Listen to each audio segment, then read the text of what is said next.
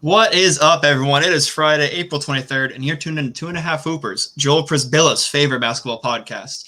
He's not a fake person. He was from the 07 Blazers. I'm not making that guy up. But getting into it, we got a good show for you guys. I'm joined with George Martin here. I actually need to shout someone out. We got a Twitter comment already. He's right into no, but his name is Ooh, and he said, "Good pod, brother. I don't know who this guy is. If you're listening, comment again, and we'll give you a follow." Yeah, no reason to assume he's a bot. Yeah, there's guidelines. How many followers? How many followers? He has 0. Okay, well, we'll be his first. That'd be an honor. It's Katie's burner. Oh my god, that'd be funny. And then we got Josh Rhodes. Hey guys. So I also have someone to shout out. So first, George 21 Martin. He just commented Mickey Mouse on the podcast. I don't know what that's all about. Hell yeah. But also, coming up on number one supporter of the show, Danny Stepanovich at DStepanovich on Instagram. Love you, Danny. 2 comments, and I'll say the comments that I was able to catch up with him today. Saw him, JJ Butter, another supporter of the show, Kevin Gianni, supporter of the show. Oh, these guys. I was able to catch up with them. I hadn't seen in a while. Red Squad, baby. So first comment was Steph for MVP, and then I assume after he gave it a listen, he just commented 14 hours later, "Josh, you buggin'."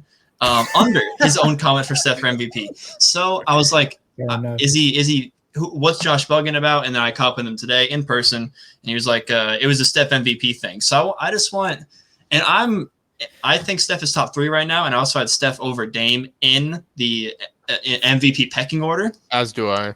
But Josh, I want to just clarify again, and me and Sid talked about this. He just went 2 for 14, I believe. So it's you could use that recency bias against us. Yeah, he did not have a good game. But Josh, just kind of clarify again, why is Steph not there? Well, there's 2 reasons. One is because the top heavy for the MVP candidate is so high, like just the amount of people that could win the award. My top 3 right now is Jokic, Harden, and Embiid. That's kind of we'll get into that differently. And the second thing is, I think Dame kind of is in a better category than Steph because he didn't have CJ McCollum the whole year. He didn't have Nurk for the most part. And they're the 6th seed, whereas the Warriors are 10th. So I get Curry's a more valuable player to the Warriors than Dame is to the Blazers, especially this year. But I just you can't really argue. And it's not even like close. It's like 3.5 games. So. Well, so here, speaking of not close, I'm just gonna kind of throw this out. I think George died, so it'll be a little 101 for a little bit. Has Dame averaged 45 this year over the span of 10 games, or is that just Steph?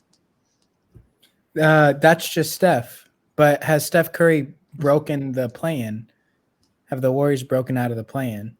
Or was that just the Portland Trailblazers without their second leading scorer? We can go back and forth again, like we did last podcast. Oh, George is already back. Hello, George Martin. That was a quickie. You say Dame hasn't had CJ the whole year. Steph hasn't had, or he missed CJ for a little bit. Steph hasn't had anyone near CJ McCollum's quality the whole year. Okay, don't That's say just a not part of little the team. bit. And they've actually fallen off when CJ got back, so how much did he really miss him? Don't underestimate how many games CJ McCollum's missed. He's missed more than I think Anthony Davis. Like it was a lot of games. 80 missed 30 games. But I don't think I don't want to. It's not like I'm not knocking Steph Curry in the slightest. He's top 5 for me, but he's 5th. Fun fact. That's very low. Who's 4? Who's 4? Yeah, who's your 4? Dame. Okay. So I see. Okay. I it's not a knock on him. He's definitely in the MVP, and I wouldn't be upset in the slightest if he got the knock. But in my list, in my opinion, that's just where he is. It's just that he kind of gets beat out a little bit by other candidates who've had a lot phenomenal years, and I just think kind of Dame Light showed a little bit more than Steph's, especially because they are 10th. Before we move on, CJ has played 10 more games than Anthony Davis. Just wanted to let you know. So yeah, we're not gonna. This is the intro, so we're not gonna make a full blown MVP talk. I promise you, Danny, when we have that MVP talk, I'm going to bat for Steph. Steph is top 3. I will die on that grave. 45 averaged over the course of 10 games. Top 2. And he's He's top And he's 2, two. and he's not 1. There you go. There you go. Top 2, he's not 1. So yeah, I think we all have Jokic there. I promise Danny I'm going to bat for Steph. But yeah, you could have a comment answer just like that if you drop a comment on any of the posts, even Twitter. Like I said, George is posting again. It makes our show. He got made fun of, so now he has to post again. I got bullied back into it makes our show easier. Imagine if we had 10 comments. We just do a show on that. Wouldn't you have to recap? You wouldn't have to hear Q&A episode. You wouldn't have to hear George talk about the Lakers every episode. What if it's a question about the Lakers though? Oh God. All right. At THHoopers, Instagram and Twitter. If you want us to make a Facebook, we'll make a Facebook. Wednesday, April 21st. Pretty busy day. Cavs beat the Bulls 121-105. Pacers beat the I wrote Sixers. Who did they actually beat? Thunder. The Thunder 122-116. Raps beat the Nets 114-103. Jazz beat the Rockets 112-89. Mavs beat the Pistons 127-117. Heat beat the Spurs 107-87. Good win for the Heat. Clippers beat the Grizzlies 117-105 without either of their stars. Shout out Luke Kennard, leading scorer. We live in a society. And Kings beat the Timberwolves 128-125. So first thing I want to get you guys' kind of input on here. Suns beat the Sixers 116-113. A pretty solid game. They were tied up at halftime 54-54, and Phoenix was ultimately able to maintain an advantage from the last 11 minutes on Philadelphia, getting within 1 point, but never could really take that lead. Sixers really took advantage of the three-point line, 52% from the field and 38% from the three-point line, and rebounded them by 11, which is hard to do with the team with Ayton, but they did have Joel Embiid. No Ben Simmons here. Joel Embiid, 38 points, 17 boards on 23 shots. They held his free throws down, but I guess maybe we're kind of seeing the narrative here. If he scores a lot, if he shoots a good percentage, it's going to be not a lot of free throws, but he can dominate from the free throw line too. So I want to guys. Where's your defense? Where's your defense on this one, champ? See, I'll start here. So I mean, Sixers did have 2 back-to-back losses. We'll get to the other one, but they lost a good team. So George.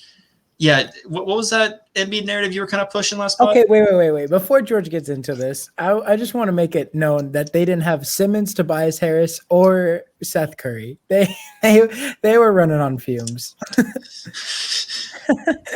Well, yeah. Well, they did have Danny Green have 18 points, though, so, potato. But when Danny Green scores 18 points, you should win the ballgame. Matisse Thybulle, at small forward, 35 minutes, 0 points. He held Devin Booker. Yes, he was hounding D Booker a lot of the game. Devin Booker was getting harassed. Don't disrespect Matisse Thybulle. Josh, what was the narrative that George was pushing last pod? Because I know he was hating on Embiid. But Embiid needs 23 free throws. He never shoots good percentages. 38, 17, 60%, less than 10 free throws, and 60% from 3. Oh, that's yikes. I mean, they lost the game, so I can't really talk too much. But I mean, come on, man. And when you watch Joel Embiid, like when you watch him play, they foul him because they literally have to foul him. This isn't like a foul hunting Trae Young. He's so big, in the paint. He just a dominating force. It's unbelievable how he's such an impossible player to guard when he gets in his positions. So no reason for George to really push the narrative now. I think Joel Embiid can dominate George. I think we understand that. You can backpedal yet again, like you normally do on the pod. But just tell me overall thoughts from this game. One thing we haven't mentioned yet at the end, Joel Embiid almost sent us to overtime with a full court shot. That would have been insane. 0.8 seconds, took the ball off the rim. He got it off in time too, yeah. I don't know if CP3 missed it on purpose, but he did miss it. Didn't look like it was on purpose. He tried to will it in, and for the just overall thoughts on this game, George. Suns were relatively healthy. Speaking of Chris Paul, a very efficient, very good game, 28-8 on 10 of 17 shooting, 5 for 8 from 3. He was basically getting anything his way, and with Ben Simmons not playing, it was very much easier for him to get what he wanted. I know Milton was out there, and with Thybulle on Booker all the time, it was kind of easy for Chris Paul to get what he wanted. Come on, man. Yeah, man. Phoenix is a power forward. Phoenix has been looking impressive until the game we're going to talk about later. But this is their identity with Chris Paul running the show, and kind of been saying I want his ball in the hands a little bit more, even though D-Book taking the last shot doesn't annoy me as much. George, I don't like putting you on the spot, but you do have Woj noties on. Jay Crowder, 13 minutes. Was he injured in this one? Oh, if there wasn't a Woj notification, I can follow that up though. If you could, I'll listen to this next thing and just tell me, because Jay Crowder played 13 minutes and Cam Johnson played 30, but Jay Crowder did start, so they're back to sprained his ankle. Okay, so his ankle. He didn't play against Boston. He got 7 shots up in those 13 minutes, made one of them. He was the green light. Okay, moving on to the next game. The Wizards beat the Warriors 118-114 in a game that even if Josh did watch, he would not admit it because Russell Westbrook, man. Russell Westbrook. 29% from the field? 14, 20, and 10. 3 steals and held Steph Curry to 18 points, 7 for 25 from the field, and Lord have mercy. Do I need my glasses on? 2 for 14 from 3. Lord have mercy. A guy was second in the MVP voting, and you hold him to 2 for 14 from 3. Hey, if he gets it done defensively, I guess I can't really knock him too much. Well, so he also played very well in the final 5 minutes, and you saw the interview. I assume you did. It was a funny little callback. That's pretty interesting. From Russ. He's the leader in clutch shooting percentage this season, and essentially that just means last 5 minutes within 5 points. Shooting percentage, and he's leading the league in it. And there's some pretty good players in this league when it comes down to it. So I mean, for him to be leading there, and Wizards found themselves more close games than you would assume. This is also the game Denny went down, the rookie. He's done for the season, unfortunately. And he wasn't playing great on the stat sheet, but he was starting a lot of games. They're playing him at power forward. Good experience for him out there. And he was kind of being the garbage pail guy. He's a skinny guy out there, but he was making good reads. He was playing decent defense, especially for a white guy. Like it sucks they're going to lose him for that, because now they're looking like they might have to start Daniel Gafford and Alex Len together, or swap in Bertans. Well, Rui could play there, and then you just kind of have to jumble the starting lineup. I know. Isaac Bonga. Don't say Isaac Lakers legend. They had half their squad is Lakers legends, George, because that stupid AD trade where we had to dump off you had to dump off 3 of them for salary and caps and space. I'll start with George here. Where do you want to go as far as talking about Golden State or Washington? I'm going to start with Golden State, and it's actually not going to be about Steph. Kelly Oubre has been coming off the bench lately. They've been starting Bazemore. They got good production from both, so maybe they've found something with Oubre off the bench. It's looked a little bit more impressive, and I've kind of said about their second. Their second unit hasn't been as strong, and I wanted somebody, for them to acquire that could run it. Maybe if Oubre can get something started there, I mean, that would be nice to see. That's really all, because I'm not going to acknowledge Steph. I give him the 06 Kobe comp, and he comes out and fails me. Looks like Kobe's last game when Kobe put up 50 We're also shots. not going to acknowledge him because the whole year you've been saying, give Steph more help, and he got 14, 19, 24, 22 from his teammates, and he stunk it up. I love the Wizards. If you're going to make the playoffs in the West, you got to win these games. You really do. And this is a playoff stretch for him, basically. Every game's a playoff for these playing teams, basically, now. And then I'll just give Russ some more credit. Played 41 minutes, and he's healthy again. He's healthy again. Steph played 36. Wiggins, who I've been kind of shouting out a lot, 5 for 20 from the field. He also absolutely blew a tying layup in the final seconds. He's been doing that a lot. Completely smoked it. Him and Oubre cannot finish. Pause. Tsunami Poppy always finishes. No cap. Yo! Tsunami Poppy always finds a way. That's all I got to say from the game. Can they just start Daniel Gafford? 19 and 10 in 24 minutes. Just start him. You really want Alex Len and Robin Lopez to come off the bench, though? I like DNPCDs. That's what I want Alex Len. I kind of like the versatility and just the energy Gafford brings off the bench. I mean, with those other centers and those other bench pieces. Play him at the starting lineup. Daniel Gafford could play 35 right now. Scott Brooks is Scott Brooksing. So Scott Brooks likes White Claws. Josh, anything else from this game? The Wizards have won 6 in a row. They're 10th. And, I mean, Toronto's right behind them. They've won 4 in a row. They're going to start tanking. Masai's going to hold Nick Nurse at gunpoint. As long as the Wizards keep playing the way they've been playing, I don't see a reason for them to lose that spot. Yeah, so right now they're solely in the 10th spot. They're half a game up on Chicago and Toronto. Toronto's on a 4-game win streak. Washington on a 6-game. Bulls finally got a win along without Zach LaVine, so that was pretty solid. I know we've been talking about no one wants that 10th spot. I guess they want it now. 6-game win streak, 4-game win streak. Oh my goodness. The Wizards should want it the most out of those three. The Wizards really should because they're paying Russell Westbrook $40 million a year. I think they're over the cap this year, and they're a 10 seed. Moving on, pretty fun game. We're getting a lot of OT games these last couple of weeks. Knicks and Hawks squared off. Knicks get the W, 137-127. Julius Randle, another 40-piece. George, this is embarrassing. I have good juju for my shit takes. Julius Randle? Was that on purpose? I don't know. Maybe a little bit of a segue, a little bit of a pun. Hawks entered the fourth quarter with a 7-point lead despite losing Trae Young to ankle sprain, which we'll get to. And they needed a bogey 3 in that end of regulation. Really good drawn up play, especially because we've seen the last few nights, like when you're up by 3, you're fouling, and they got that shot off quick. They had 9 seconds to get a 3, and they got one right away. It was a bogey corner. He's been producing a lot for him lately. Bogey's been really good. I don't think he shot particular. Yeah, 8 for 19, but not the worst. Yeah. And then Clint Capella, 25 and 22. He's very underrated. He's been he's solid all year. But yeah, like I said, Julius Randle 40, 11, and 6 on 21 shots. So he 6 straight from 3. And then Rosen quickly 20 each off the bench. Barrett 16. Didn't shoot well, but they're going to run to the ground. 40 minutes apiece for Barrett, Randall, and Bullock. Josh, we'll start with you. What did you see from this one?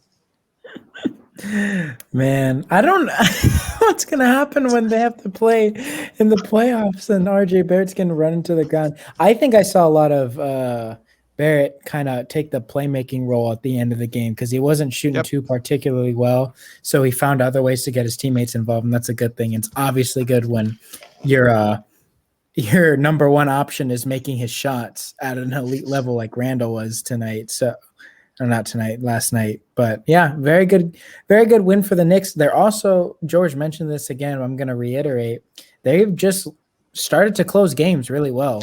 Yeah. So I don't know. You know what their closing is? They give it to Randall, and I saw this in the last 5 minutes of regulation, then all of overtime, which they won 15-5 against. They shut down the Hawks on defense in that overtime.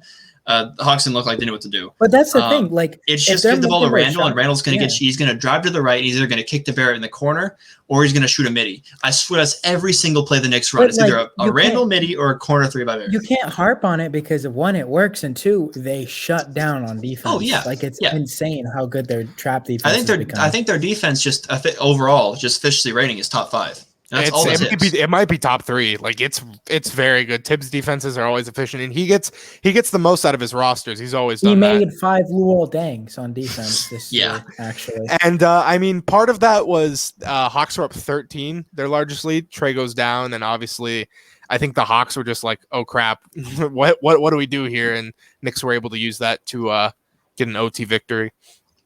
Yeah, we'll get to Trae later. As far as like. But I do kind of harp on how he's very inefficient. And he's always foul hunting and all that stuff. He had over half their assists this game.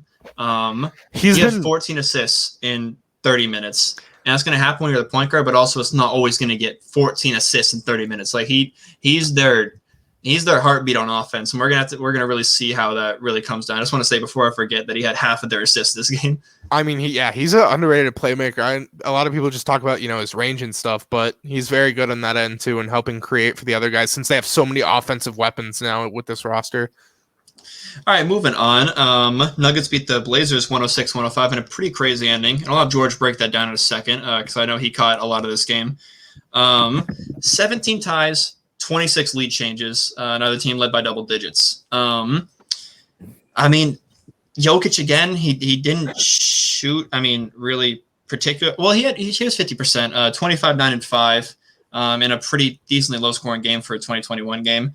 Didn't get a lot from the bench in this one. No one in double figures there. But I mean, Let's see. I mean, Michael Porter Jr. again, pretty efficient. I mean, I think this is the most you can really ask from him until he starts drifting into that inefficient mode. We went 8 for 12 here, 17 points. And then for Portland, I mean, Dame really didn't shoot too well. No one really shot well for the squad, but I want to hear George kind of tell us about how that late game happened. So yeah, it wasn't in really Dame's hands. They were just going on the court. I believe Norman Powell took it and missed, and unfortunately, that's a second loss in a row in clutch time. I know their last game it was a pretty close loss, right, to the Clippers. Mm-hmm. They're on a 3-game losing streak, 3-7 last game. And they really need these games because the Mavs are right on their tail, and they didn't make up any ground with the Lakers without their stars. So, especially in the clutch time with Dame, it really should be going to him more. I know in the Clippers game, I believe he was hurt, so CJ had to take it, and now this one, Norm took it. And, I mean, it's wild. I believe this stat I saw on Twitter, they are over 500 with a negative net rating. It's one of the weirdest stats I've ever seen, and it just kind of goes to show you that, when it comes down to the clutch, it's just get through the game in the fourth quarter, take us home, Dame. They win a lot of games they're not supposed to just because, they grind it out, and they're like, here you go, Damian Lillard, go get us a win. And like the first half of the season, he was hitting every clutch shot. And now you see right here, 2 blunders in the last few games to where they're just not. And Dame, they were down 106-103 with about 40 seconds left, and Dame hit a layup. They're down by 1, and then Nuggets miss, jump ball, scramble on the jump ball. That's why Norman Powell ended up taking that shot. But yeah, you said Dallas is around their tail. They're actually neck and neck. They're tied now. And one thing I should say about Denver, they haven't lost since Jamal Murray went down, which is phenomenal. I mean, basically just Jokic MVP. Exactly, just speaks to Jokic's MVP case. But one more thing before we get to Josh. Norman Powell had 17, CJ had 14. I mean, this is what they're like. I'm not gonna say they're carbon copies because CJ has a way better bag and he can get a shot way better. But their production at times, it's just like there's 2 of them the same out there. And you and I have talked about what they're gonna do in the future with them. So, Josh, should we transition to Josh now because he's got a funny look? Well, so face. I was gonna say there's just crumbs for Josh to pick up, but now you said that, and I'm sure Josh has some thoughts on that. So, Josh, Norman Powell and CJ McCollum, same person? Clickbait? No, that's stupid. CJ McCollum led the team in rebounds. Anything else to add besides your shooting guard led them in rebounds? No, I said this is not. I don't even know where to start. That's a ridiculous thing. Don't even shake your hands like that, George.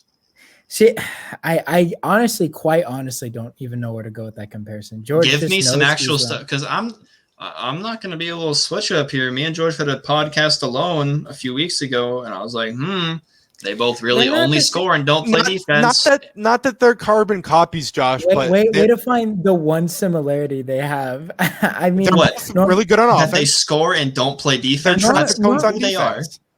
Norman Powell is more of like a bench spark plug player, in my opinion. They've started him in basically every game.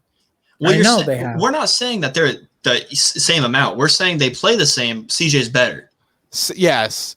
Okay. CJ can get you like obviously CJ's better. We're not high. When George said carbon copy, it threw me. Yes, my bad. No, because I'll go ahead and talk. Go ahead and finish this. Well, I'm just gonna go with the game. So whatever you want to say with the. Well, I was gonna. So when me and George were talking, because we were kind of they're on their losing streak, and we're saying it might be time to blow it up, and we're like saying like you keep Dame and stuff. I said to blow it up. Yeah, George said to blow it up, and I said you blow it up as long as you have Dame's permission because you'd be firing the only coach he's ever had and trading his best friend. But if I was saying, you pay Powell, he'll be less money, and then you trade CJ for a big man, which the market isn't good. Because you're not going to get what you need from you're going to get pennies and dollars for CJ just because he's a scoring guard, which not really in high demand. But we were saying he'd be the one to go, and you can kind of fill him in with Powell, and it wouldn't be a huge difference. Do you disagree with that? I think there'd be a huge difference out off the court too, especially. I mean, these guys got drafted together. You're just going to trade away. Well, that's why I'm saying it needs to be with Dane's permission. Yeah, which I don't know if he would give. I don't think he would give it. I think you can't really just fit that, I mean, if you're just looking on paper play style, no, it's not that big an issue. But when you're looking at all the different factors into it, yeah, it's going to make a significant difference. But Yeah, talk about the game. Reeling it in back into the game, George kind of went over the whole thing. I think this kind of just proves my point. I mean, the Nuggets beat a top 6 team in the West without Jamal Murray. And I said that if they play great, and they didn't even play too well. Will Barton kind of struggled from the field, so did Aaron Gordon. And they didn't have Monte Morris, who I think is a key pivotal part if they're going to make a deep run in the playoffs.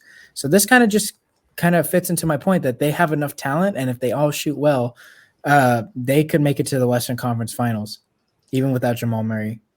I don't know about that, but I do agree that there's every game they're proving their ceiling is a little bit higher. Because I know their floor. They have Nikola Jokic. They're going to get out of the first round unless they draw the Lakers in the first round, which they might. Yeah. But me and George were talking about this pre-pod. This will kind of wrap up the Nuggets for this pod. But do you like Campazzo in the starting lineup? Or me and George were kind of thinking, since Jokic runs the offense anyways, maybe putting a guy like Monte Morris or PJ Dozier in there and then bring Campazzo off the bench as that backup point guard role. I like Dozier off the bench more. I think he just does. But Monte Morris will probably end up starting when he comes back, and I like that more. Over Campazzo? So, yeah. Okay.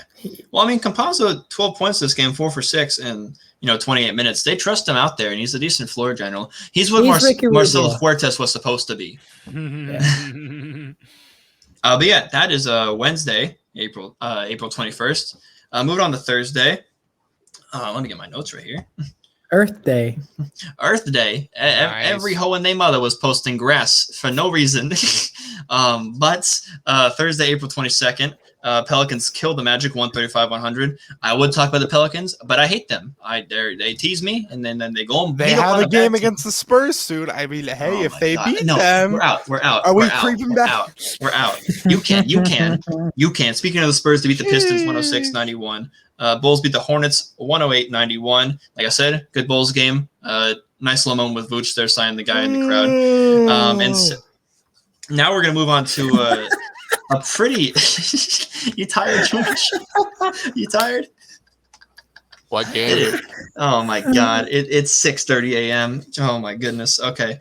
George, remember the Celtics? We used to hate them, remember? Now we got to talk good about them because they got a good win here. Remember Kemba Walker? He's their point guard. We hate him. He played very well. So I'm going to start with you on this one. All right, kind of what did you see from this one? Yeah, this game kind of looked like the prototypical second night of a back-to-back for Phoenix. I mean, they had second... Oh, my God. Mickey Mouse win just because the Celtics win. 16 points in the second quarter. They shot an abysmal 17% from three. I mean, Romeo Langford started. There's no excuse for them to not win this game, George. Okay? They all struggled from the field. Do I have to give the Celtics... This is an issue. No, this is an issue. Because Phoenix is second, and if they can't capitalize on back-to-back wins, that's a genuine concern. Wait, so listen, what if they're just trying to avoid the Lakers in the second round by losing? Okay, George, this is not time for Mike Korzemba. You won't believe these 10 NBA conspiracies. It's time for Kemba Walker, 32 points on 17 shots. Yes, Celtics, Tatum 3 for 17. Marcus Smart wasn't good. Kemba Walker has been brilliant in their however many wins they've had in their past 8-10 games. 11 for 17. I mean, he kind of just looked like last 10. This was their first game. Kind of just looked like Charlotte's Kemba Walker. He was stepping into shots, confident, running down the court, and their bench production was okay too. I've liked what they've gotten out of Jabari Parker. I didn't think he would be producing as well as he has, but I mean, he's playing inspired ball, and yeah. Celtics found something on defense too. They've locked in, and they were really good against Phoenix. And part of that 17% wasn't all because of second night of back-to-back legs. They were very good in preventing that team from getting hot from three. Joshua. So I did. This is Kemba's second game in, I believe, the last 10 where he shot over 50%. And the first one was when he shot 7 shots against the Lakers. So, I mean, he fits into the role where they needed him, and in this case, they did need him to score. And I think that's what Kemba Walker needs to do for Boston. He needs to be the things that they need offensively. Tatum struggled, Marcus Smart struggled, the whole starting lineup practically struggled except for Kemba Walker. And I think there's nights where he needs to play make, and I think there's nights where he needs to score. And if he does the things that he needs to do rather than focusing on just his playmaking or his scoring ability the entire time, I think that it'll greatly benefit the Celtics, who are still trying to fight for that 4th seed. So yeah, J Sports knows where I stand on Kemba Walker. This is something I didn't know he was kind of able to flip that switch, and it kind of goes back to Charlotte Kemba Walker, because I think they have enough offense, with Tatum and Brown, and he could just kind of be a playmaker there, kind of be, a real point guard. And I was like, that's all I can really ask for him. But then he came into this game. He started off really good because he no Jaylen Brown, and then Tatum struggled. Everyone really struggled besides him, like Josh said. And he knew when he had to pick it up, and he scored 32. So if he can flip that switch, I need to do this. Okay, I'll play make. I need to score because everyone's struggling. I'll do this. The Celtics are a dangerous, dangerous team. Danny Stip's dark horse to make the finals. I'm him and I have the Steph Curry too, but I will take him up on that one. Oh, yeah. Danny, what is you doing? Also, like George mentioned, Jabari Parker, he's playing center for him at this point. I mean, he's playing pretty solid. They're getting a lot out of him. It goes Jason Tatum, and not kind of taco fall. It goes Jason Tatum, Tristan Thompson, Jabari Parker as far as height wise. Oh yeah, with the guy. So I mean, he's doing what he can. With a guy like Jabari, he's going to do whatever he needs to do in order for them to contribute to winning. With a guy like that, who's hasn't had a team in 2 years, and he was a number 2 pick. I mean, the guy 2 knee injuries and fortunately just kind of fell off. Well, he was picked. After was that the Anthony Bennett? That was the Andrew Wiggins draft. It went Wiggins, Jabari Parker, Joel Embiid. Yikes! But that's gonna do it for that game. Sixers Bucks. Bucks take home the win, 124-117. Score 40 in the first quarter, and so they were at 40-26. It was kind of over before it started, but Philly kind of made a run there. Outscored them in the fourth by 14. Bucks still win by 7. I do believe they were missing Ben Simmons again. Danny Green, 0 points. They were missing Ben Simmons. George Hill started. You looked all right, but he's quiet. Yeah. Joel Embiid 24 on 21 shots, and they held him low on free throws again. I'll get right to it. I mean, the Bucks. I kind of really consider this East a 3-horse race now, and not just those top 2. It's always been. Bucks proved they're pretty solid at handling stars. George, do they have a chance of stopping Joel Embiid in a 7-game series? I think they do. They have the reigning defensive player of the year, and their offensive firepower in this game was magnificent. They shot over 50% from 3 and the field, and they won by 7. The game was they had their garbage time, and they were blowing them out. Fair enough. Philly won the fourth quarter by 14, but with 5 minutes left, they had pulled Yanni, and even the Sixers had pulled their guys. Embiid played 27. No guy besides Toby had played over 30. So everyone was 35. Well, Bud was actually playing them in the first half through the third quarter, and then took them out at the end. So he plays them when they're winning by a lot, but his rotations are whack. I might be with George on this one. He's evolving. Maybe we should fire Bud. Bobby Portis was really good off the bench. Okay. Josh. Bobby Crazy Eyes Portis. Let's keep talking good about the Bucks because I have a few things. The bench. I always harp on the bench. They can beat the Sixers, baby. They can do it, Josh. They can do it. I always harp on the They're bench. Not getting 23 from Bobby Portis every game. Let's see if I do the math right here. 33. 42 points from the bench. Like I said, 23 from Bobby Crazy Eyes Portis. And then they got decent, they got Giannis 27-60, which will give you almost every night. But yeah, Josh, you seem to be you got some ants in your pants. Come at me. Bring it. Let's go. No, because I knew the points George was going to attack right away. And I was just waiting for the Bobby Portis point. Come on, man. They can beat the Sixers. No Ben Simmons, who is their best defender. And Bobby Portis, 23 points. What's Simmons going to do? Score 12 points? Simmons can't stop Bobby Portis. Simmons can stop Chris Middleton, who had a really good game. He has these games where he's like, "Oh, I'm going to shoot really good and look like a second option," and then disappear. Is, in a series of the Bucks and Sixers, Yanni would be the best player. Stars win. Okay, that's great, but Giannis hasn't won a series against a really notable competitive team.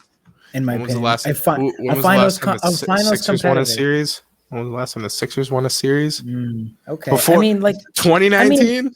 I'm just telling you if I'm gonna take Philly over Milwaukee in a 7-game series. You guys are pretty. George's always been pretty pro Bucks. You've always been pretty pro Philly. I get to flip flop because I have the Nets, which I don't know if I do anymore. I'm a kind of a free agent in the East, but Bucks are showing me a lot, man. They're showing me a lot. He's playing different this year. He's hitting because shots. Their defense wasn't here, and then they still like they got Drew Holiday for this reason. And I mean, he had a pretty good game, and that's all you can really hope from him. I mean, 12 and 11. Only took 12 Not shots. great shooting, but he was playing the 11 assists plus. We know what Drew Holiday does on the defensive end. Yeah. Which do you think they're both able to take down the Nets? Because that's what I kind of saw here. They're both lanky enough. They're both pretty fundamentally sound on defense to kind of give the Nets troubles. And they have Giannis and Embiid to attack them in their size issue, like kind of thing.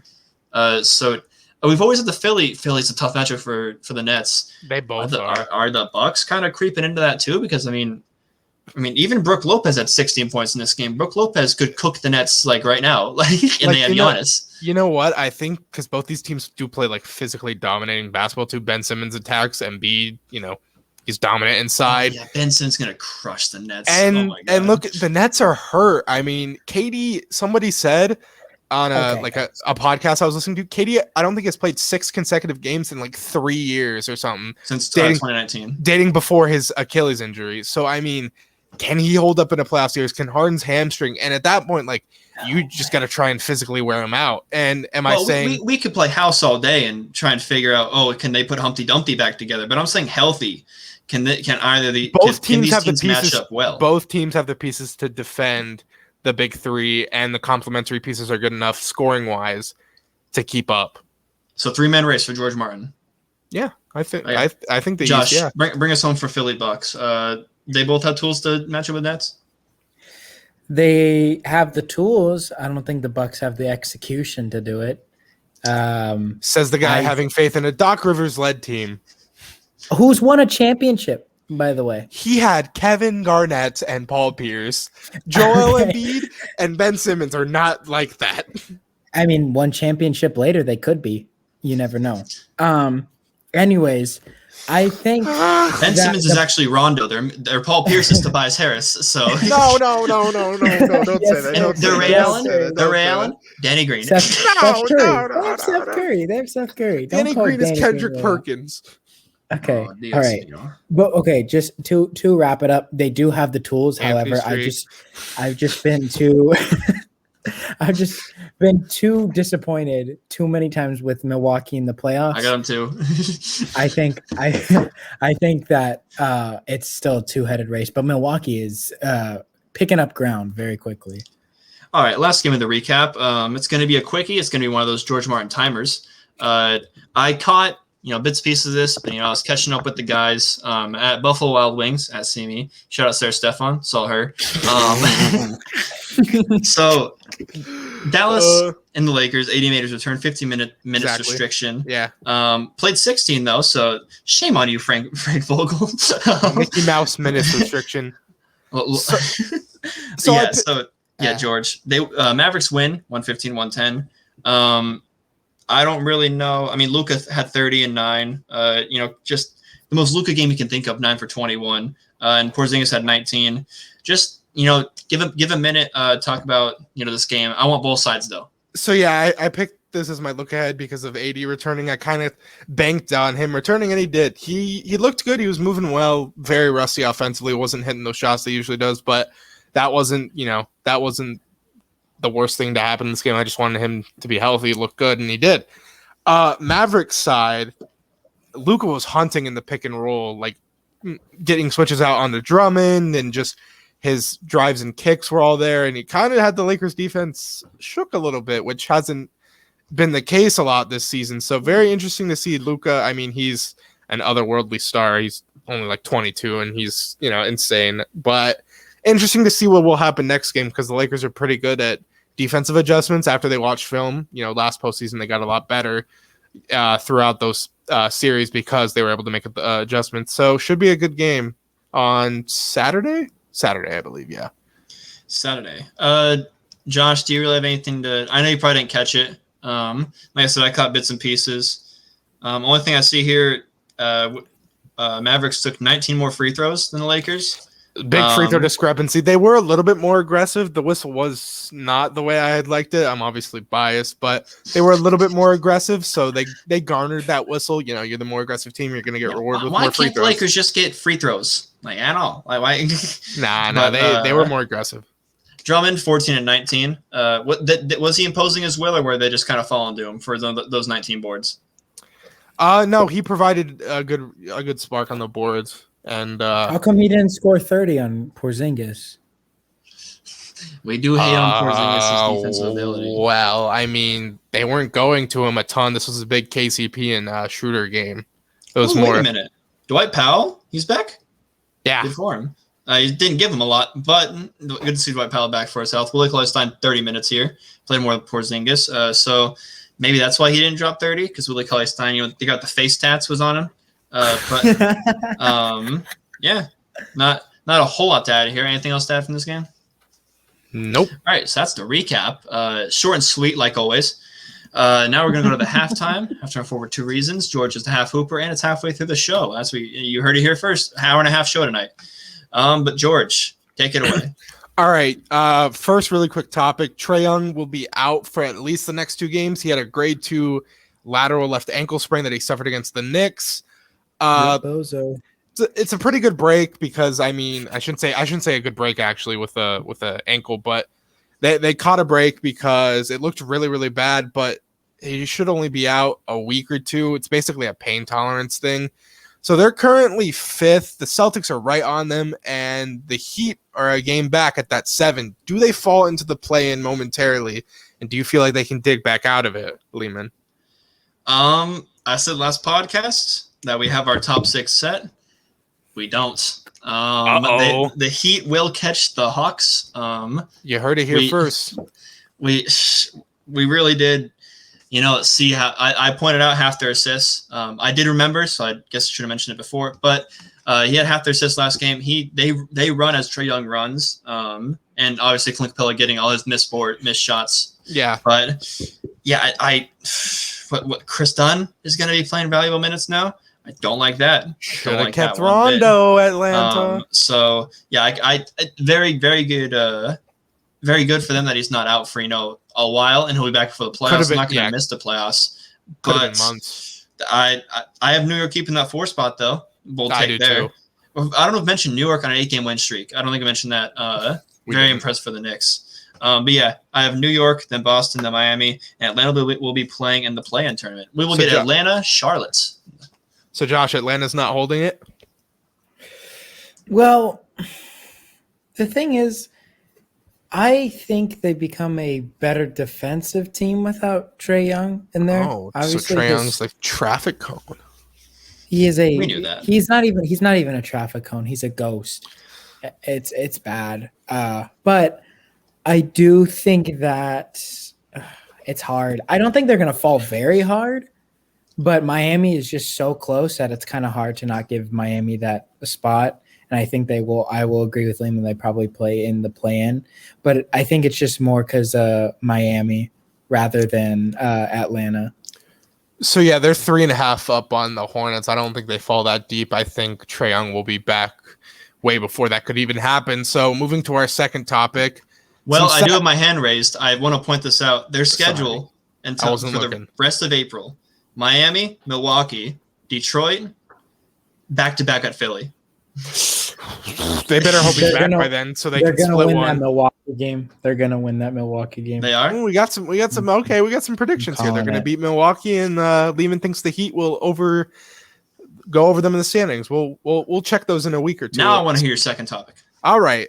Sadder news: Kobe and Nike deal has ended. It expired this month, and it doesn't right now seem like they're gonna extend. I really hope they do, but Kobe's estate is now set free to negotiate a new deal with any other brand, so they're a free agent. I'm going to read a quote I've got from an article, and then I'll talk to you guys. So, according to a source, Bryant and the estate had grown frustrated with Nike limiting the availability of Kobe products during his retirement and after his death. There was frustration with lack of ability of Kobe footwear in kid sizes, and Nike had presented an extension offer that was not in line with an ongoing lifetime structure similar to what Michael Jordan and LeBron had. So my thoughts are just, with such an iconic figure, I don't know how they couldn't give him a lifetime deal. And I just think that, Vanessa wanted to make them more available to like the common Laker fans and just, the general public, because so many people have wanted them. Over 100 players wear them in the league currently. And just the system they had up was just very hard. Mostly bots were getting them and just reselling them on the open market for way higher than their actual price. So I just want to ask you guys what you think is going to happen. And do you expect them to be back with Nike? What do you think, Josh? Nuclear L on Nike's part, because I know their whole game plan was probably just to milk his like legacy for a long extended period of time. And I think that honestly the Bryants, if they want to pitch a Kobe the way that they have like a Jordan company and kind of do like a co-pairing with a different company and just have like a different offset, like kind of how Jordan has like his own company, I think that would be a very good idea. And I think that I would personally like that, but I like that too. Humongous L on Nike's part. I don't understand why they wouldn't treat it like any other player, especially Kobe, and he's not even around anymore. So that's very frustrating. That's a good point, Lehman. What else do you have to add here? You did a really good job of summarizing it, so I'll just give my quick thoughts. Okay. As far as Josh, that's a really good point for Josh. And then Kobe was a big kind of part of the WNBA, especially with Gigi aiming to make the WNBA. So they could definitely kind of be like the star of the star company of the WNBA if they want to like do a Kobe thing. But yeah, as far as Nike fumbling the bag, Josh said like they want to milk it and stuff, and they could have. They could have just milked it for 30 years, because if they just kept doing what they're doing, there's no way Vanessa's going to be like, no, you can't do it. They're doing if they're on the same page for it. And they decided to make it like it's a Supreme company where like you got to wake up at 6 a.m. to get Kobe's, when I got a pair of Kobe's in my closet because he wanted everyone to have his shoes. Like, you shouldn't make them exclusives. And then, like you mentioned, I mean, he was big in the WNBA. Like I said, he wanted like kid sizes, especially for girls as well, because he was so big into that. So yeah, Nike really fumbled it. Kobe was a shoe free agent in 2002, and that was a fun time. It won't be as fun just because he's not here to play anymore. But Vanessa needs to take her time and make sure that when she does make her decision, they get all the details about, because they're not going to have trouble finding someone who wants to sign the Bryant name to their company. Yeah, and they had such a high demand, it just doesn't make sense why they would not want to do that. I mean, unless like the production would cost way more than they thought they could have profited. I mean, and Nike is just every time I think of Nike personally, like Nike shoes, especially basketball shoes, Kobe. Oh, you don't think LeBron, you don't think, Jordan is like Air Jordan separate, but yeah, I've really wanted a pair of Kobe shoes lately, because like we're gonna be getting back on the court soon, hopefully here. And God, I hope you can. All right, moving on to some interesting Rockets and strip club news. No, this isn't old. James Harden is not in this story. So he was probably there though. Miami, yeah, he probably stayed over. They hung his jersey in there, so he's always with them. So some Rockets players had started filing out of the I probably can't say this, the Blank Trap strip club prior to the incident, but a couple of them who had remained, including the team's talented young guard Kevin Porter Jr., stepped into the altercation to protect Sterling Brown and remove him from the situation. But Porter was roughed up by a few individuals, but he was fine enough to play Monday night and dropped 18-3 against the Heat. So Lehman was really interested in this story when it first broke, so I'm actually going to let him take this. I want to know what he has to think about this, and then we'll go to Josh. Absolute beauty just dropping that. He was able to play the next night and dropped 18-3.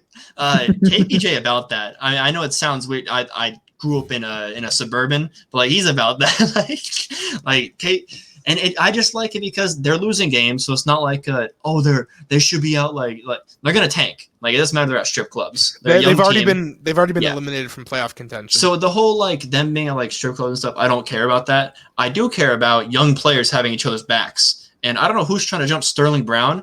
Like he looks normal on a court, but I believe he's like 6'6". I don't know who's jumping him in real life. But if you jump 6'6" Sterling Brown and 6'8" KPJ pulls up on you, I don't know how he got roughed up. He's a big dude.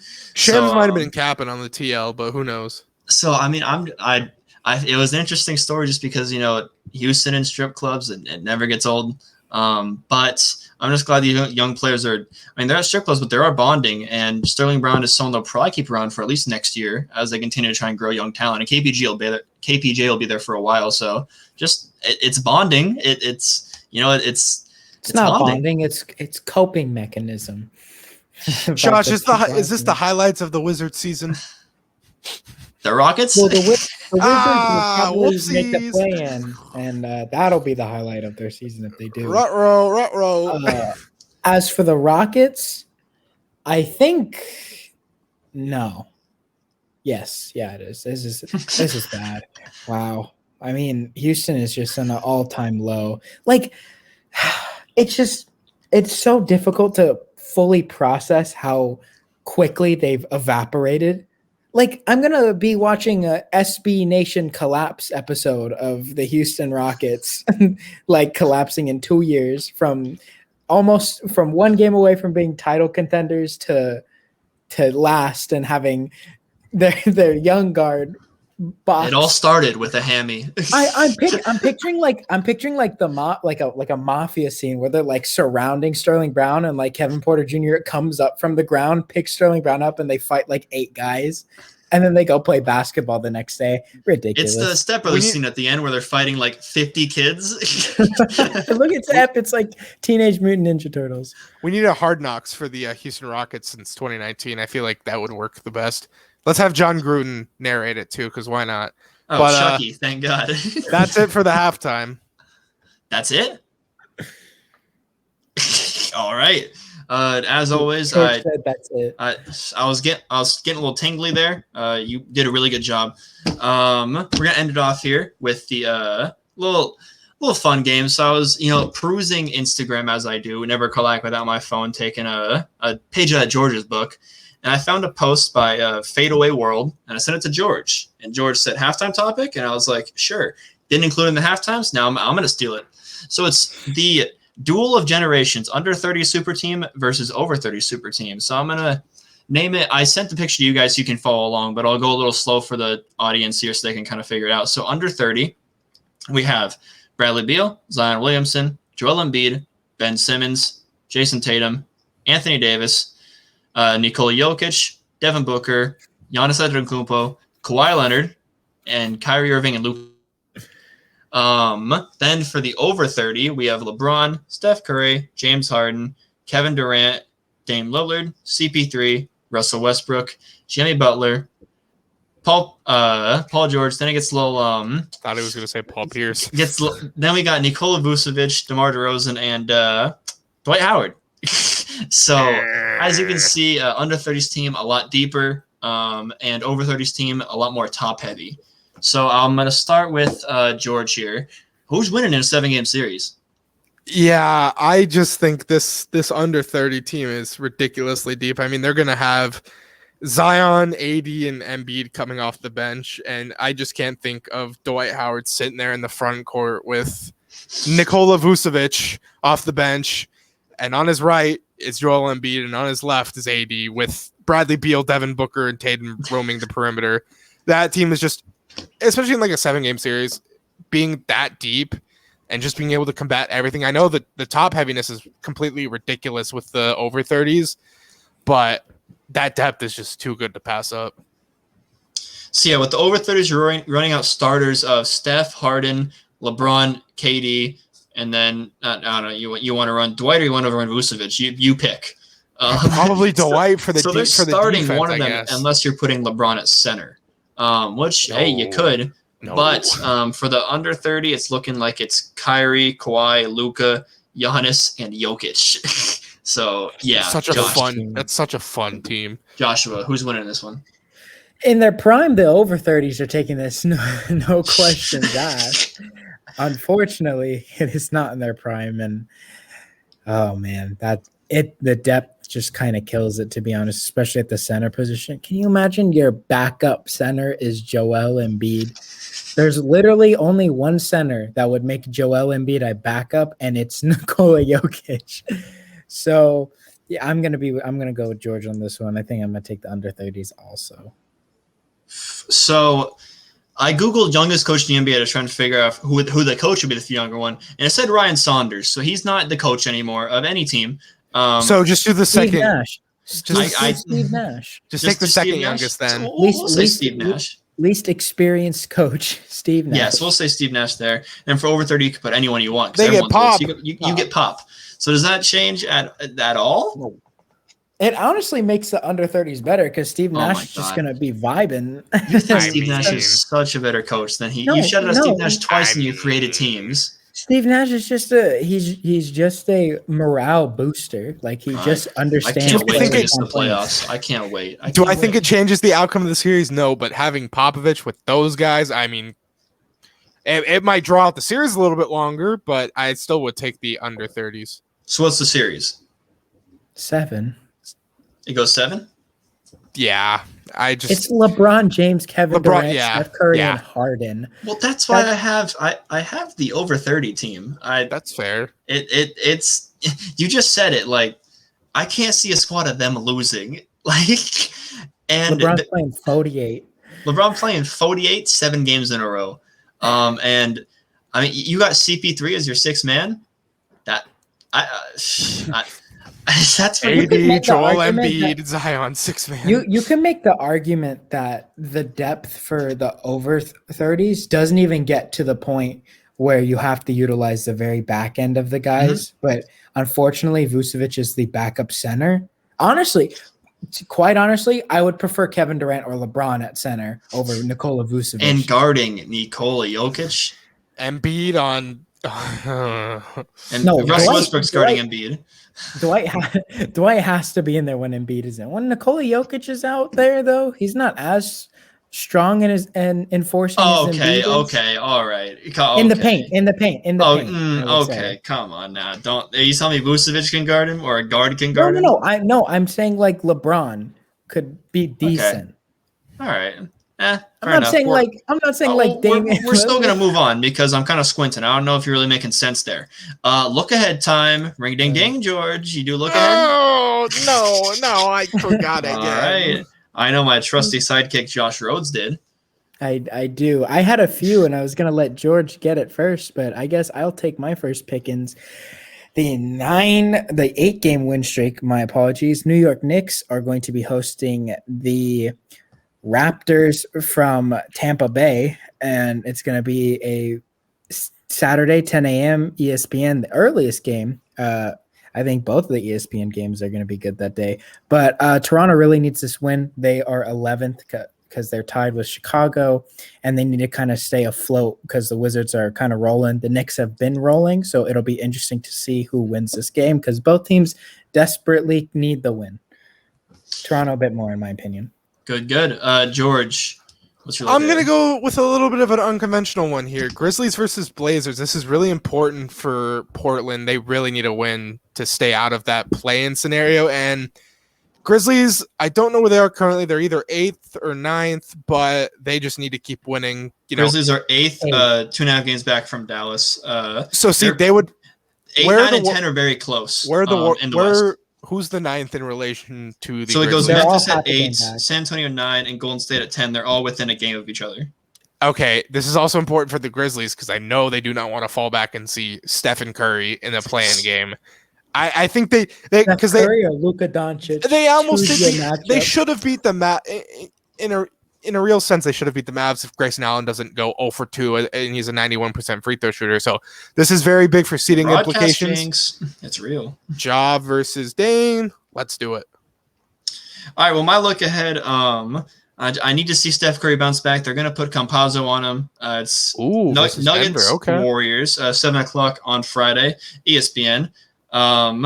Yeah, I need to see Steph bounce back here. He was talking trash against Campazzo last time they played each other. He's saying he's too small, which he is. He's about 3 inches shorter than me. Those small guards do annoy Steph. He's a bit small. They normally do like Freddie V and Delvedova. The Campazzo was getting cooked. This guy could not. He's a janitor. He could not. These are guys that Michael Jordan was playing against, according to Nick Wright. But yeah, I think it'll be fun there. I also, like you mentioned, every look ahead here should be about the play-in, unless. I know the Blazers as well. They're basically playoff games. Yeah, exactly. The Blazers aren't in the play, but they're in trouble of falling back into the play-in. So every game is kind of about the play-in here. So that's where mine is kind of centered here. Nuggets haven't lost without Jamal Murray, and the Warriors really need this win. All right. Well, that's going to do it for tonight's episode. Thanks for watching or listening. And if you like our show, make sure to follow us at THHoopers, Instagram and Twitter. Like we mentioned in the beginning, drop a comment, do anything. We'll respond to you, shout you out. I know it's useless, but FTA, Frankie the Ace, if you somehow listen to this podcast, you didn't listen to 30 seconds into the one. In full. If you listen to this one right here, because Daniel Stip wants you on, Kevin Gianni wants you on, everyone wants FTA on. If you just comment, what should we have in comment? Labozo. If you comment Labozo on the next post, even if you spell it wrong, I don't care. You're guaranteed 3 episodes. 3 episodes. If you comment Labozo. All right. They want him on. But yeah. Even if you're not Frankie the Ace, drop a comment. I'll get a response because George never called Ackman without his phone. He's on Twitter now too. He's back on it. Bullying works. He's posting again. Besides that, thanks for listening, guys. Thanks for being an OG and take care.